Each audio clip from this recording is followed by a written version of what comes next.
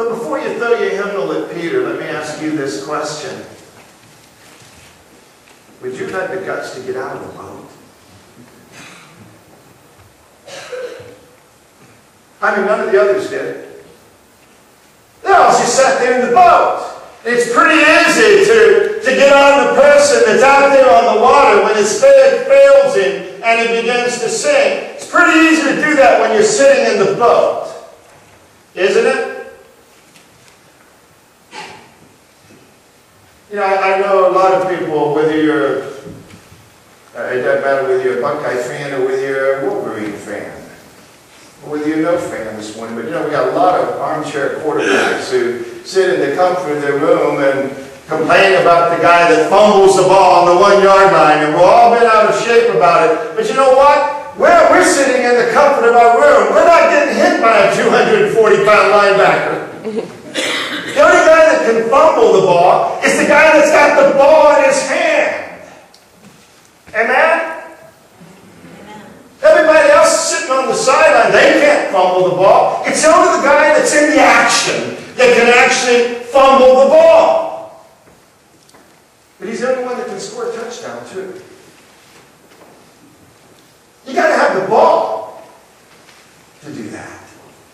You got to be in the game to do that. I remember watching an interview one time with Michael Jordan, and they were talking about all the game-winning shots that Michael Jordan had made. It was some record. I mean, it was a large number of game-winning shots that he had put in, and they were making, it was something like 50-something. That's a lot of game-winning shots that he had made. But Michael Jordan very humbly replied to him and said, yeah, but you know, he said, I missed about 100.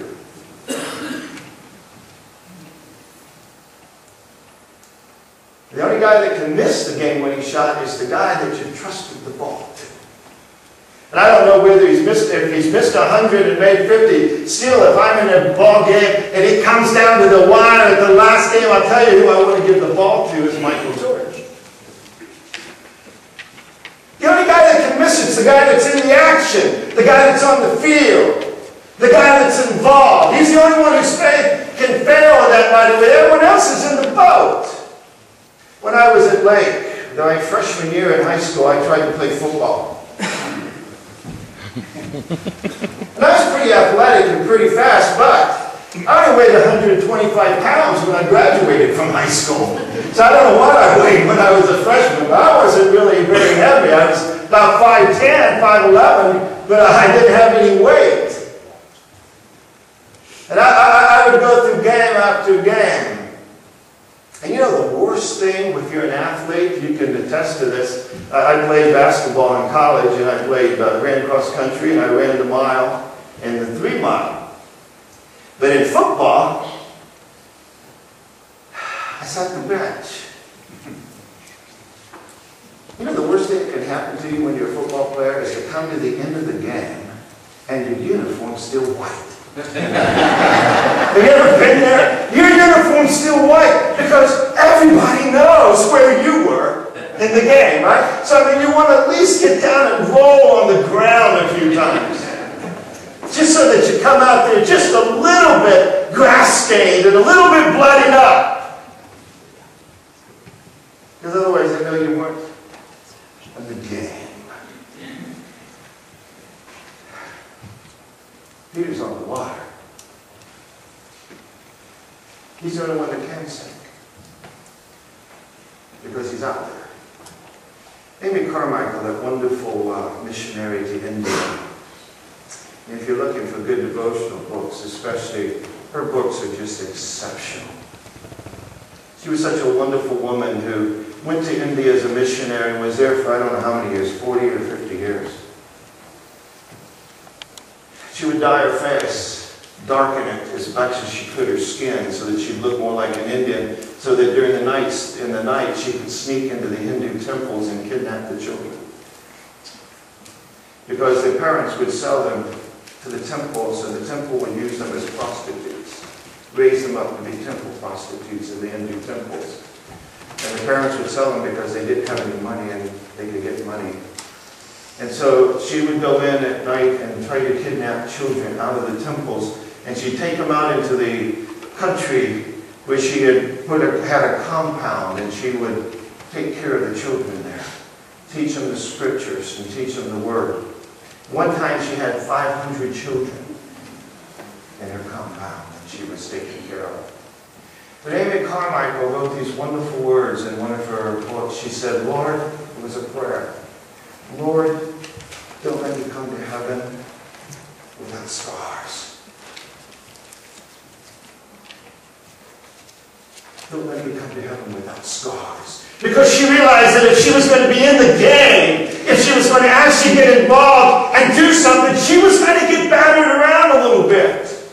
You can't be in the game without coming out a bit bruised and a bit scarred. But who wants to sit on the sideline and never get in the game? What she's really saying is, Lord, don't let me come into the end of this game called life without grass stain on my pants.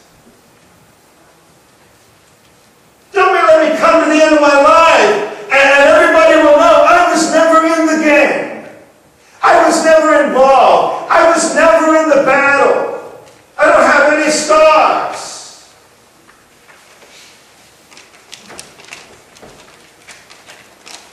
You know, all the soldiers from the war love to show you their battle scars. Because it meant they were there. And they were involved. Peter is out there. And let me point one other thing out to you here this morning, and that is simply this. Peter, for a while, and I think sometimes we miss it because we get caught up in his failed faith. But for a while, Peter walked on water. Nobody else did. Peter did. Peter's the only one that could come in off of that boat when they got to shore and say to people, you know what? I walked on water. All the others could say is, I sat in the boat and I watched Peter walk on water. Let me ask you a question this morning. Are you a person that is willing by faith to walk on water, or are you always sit in the boat?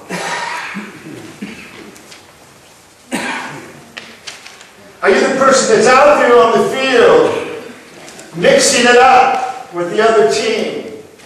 Or are you always in the stands?